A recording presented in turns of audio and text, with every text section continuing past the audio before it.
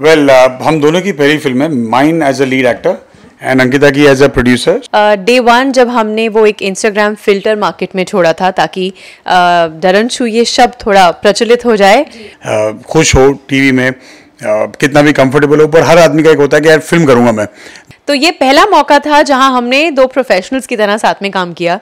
Because ये एक आम आदमी की कहानी है, ये मेरी आपकी हम सबकी कहानी है, पर उस कहानी को पर्दे पर उतारना ये इतनी लंबी जर्नी है। Hi, this is Karan Patel. Hi, मैं हूँ Ankita Bhargava Patel and you are watching us on Mayapuri. Hello and welcome on Mayapuri. और आज हमारे साथ है करण और अंकिता। वेलकम टेलीविजन के amazing popular couple, beautiful couple. Thank you so much. And दोनों साथ में एक प्रोजेक्ट में है, अलग अंदाज में। क्या कहना चाहेंगे अबाउट दिस प्रोजेक्ट? हम दोनों की पहली फिल्म है, mine as a lead actor and Ankita की एज अ प्रोड्यूसर। सो जितनी नर्वसनेस थी है उतनी ही एक्साइटमेंट है इस प्रोजेक्ट को आपके सामने लाने की। Ankita, what do you want to say? हम बहुत एक्साइटेड हैं और शुरुआत में कहना चाहूँगी बहुत ओवरवेलमिंग फीलिंग रही है। डे वन जब हमने वो एक इंस्टाग्राम फिल्टर मार्केट में छोड़ा था ताकि डरनशू ये शब्द थोड़ा प्रचलित हो जाए, उसको जिस तरह से प्यार मिला हमारे फैन से, तभी मुझे ऐसा लगा था कि कुछ तो अच्छा ही होगा। उसके बाद पोस्टर कैंपेन निकली एंड ट्रेलर आया और इतना प्यार मिल रहा है दर्शकों से, फैन से, that we just crossing fingers की उतना ही प्यार, इसी प्यार को लेकर 13 अक्टूबर को हमारे फैंस और हमारे वेल विशर्स थिएटर भी जाएंगे फिल्म देखने के लिए। ग्रेट, जरूर। करण, टेलीविजन पर इतने अलग अलग किरदार किए आपने, इतने वक्त से काम कर रहे हैं, और ये प्रोजेक्ट जब आया तो क्या कुछ रीजंस रहे आपको कि इस प्रोजेक्ट के लिए हाँ करना और फिल्मों में डेब्यू करने के लिए? यस, आई थिंक पहली बात तो फिल्म करना ये हर एक्टर का एक आई थिंक वो एक बेंचमार्क होता है कि चाहे कोई कितना भी संतुष्ट हो या खुश हो टीवी में, कितना भी कंफर्टेबल हो, पर हर आदमी का एक होता है कि यार फिल्म करूंगा मैं। That's how when an actor considers his journey complete, कि फिल्म कर ली मैंने या फिल्म इंडस्ट्री तक पहुंच गया। सो मेरा भी जरूरी था एंड बसें निकल रही थी, कोई बस पकड़ने का मौका नहीं मिल रहा था, तो मैंने कहा कोई नहीं यार, अपनी गाड़ी लेके चलेंगे। तो इसलिए हमने खुद फिल्म प्रोड्यूस की ली।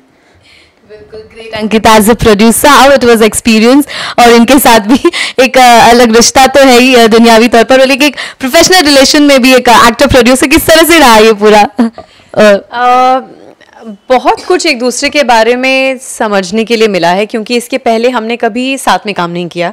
बहुत सारे कपल्स हैं ना टीवी इंडस्ट्री में जिन्होंने नच बलिए किया है या फिर ऐसी कुछ रियलिटी शोज़ किए हैं जहां एक दूसरे का तालमेल समझ में आया। हमारा तो ऐसा कुछ था ही नहीं, सिर्फ नॉर्मल ज़िंदगी थी।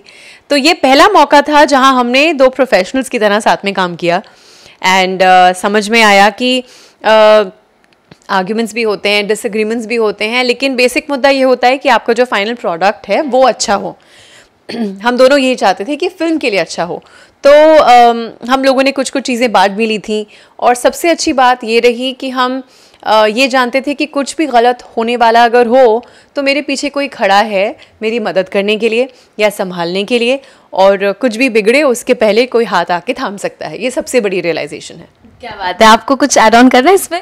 नहीं, आई थिंक दोनों की पहली फिल्म थी, इसलिए हम दोनों के प्लेट्स पे इतना कुछ था ना सोचने के लिए कि वो छोटी छोटी बातों पे जो हो सकता है कि नोकझोंक होती, वो होती नहीं, बिकॉज आप अपने अपने डिपार्टमेंट में इतने बिजी हो, इतने मशरूफ हो कि अगर एक दूसरे के पास जाना हुआ तब भी सिर्फ इसलिए होता था कि कहीं अगर फंस गए, यार ये समझ नहीं आ रहा क्या करूँ आगे, तो उसलिए जाते थे, वरना otherwise we had so much to manage.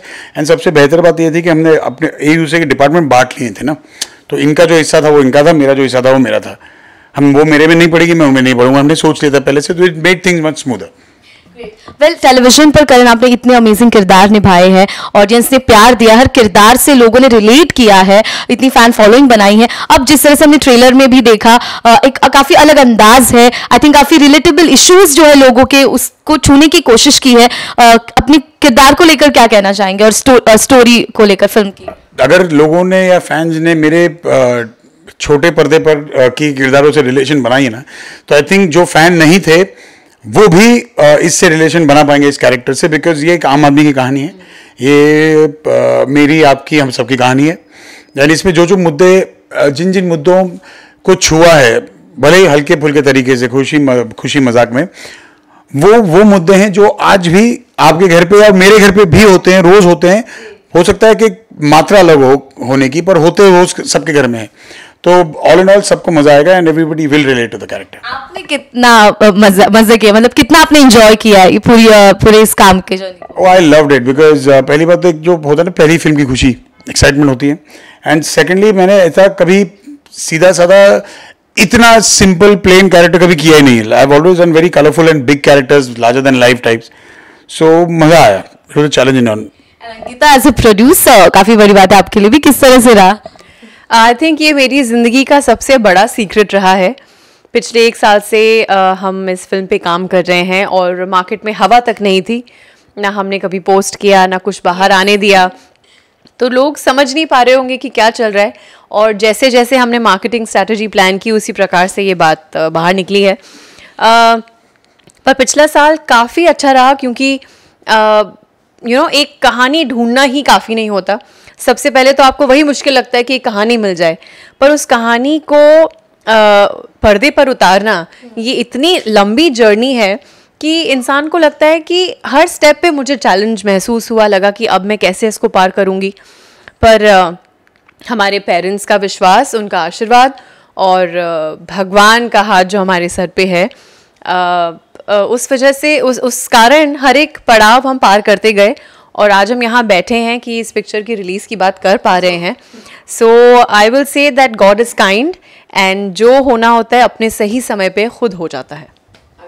करण, वो कॉन्फिडेंस कहाँ से आया कि नहीं ये स्क्रिप्ट काम करेगी, लोग पसंद करेंगे, ये प्रोजेक्ट करना चाहिए? वो कॉन्फिडेंस कब आया? वो कॉन्फिडेंस नहीं है, बट एक होता ना कि आपकी एक गट फील आती है कोई कहानी को सुनकर कि कहानी, यार ये कहानी अच्छी है यार, भले फिर उसे कोई भी बनाता है या कोई भी करे, पर स्टोरी अपने आप में इतनी इंटरेस्टिंग है कि ये ना लोगों के दिल में घर कर जाएगी। सो ये वो कॉन्फिडेंस था उस स्क्रिप्ट पे, उस स्टोरी पे। ये फिल्म अगर हम नहीं बनाते और कोई और भी बनाता तब भी शायद इतना ही इंटरेस्ट आता इसका ट्रेलर देख के कि यार ये पिक्चर देखनी है मेरे को यार, क्योंकि स्टोरी बहुत इंटरेस्टिंग है। क्या बात है, thank you so much sharing amazing things about your project.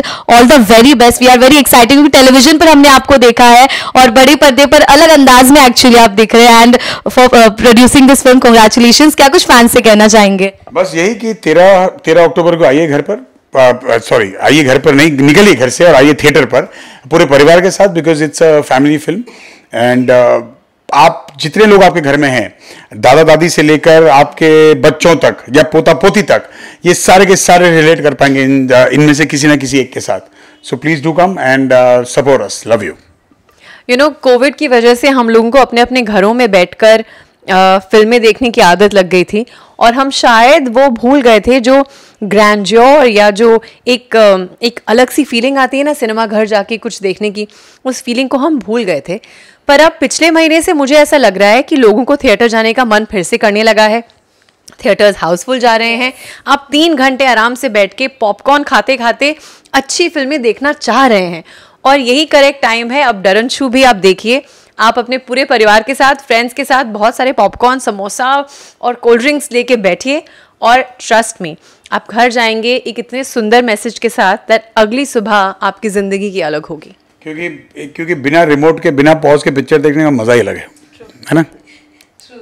Thank you so much.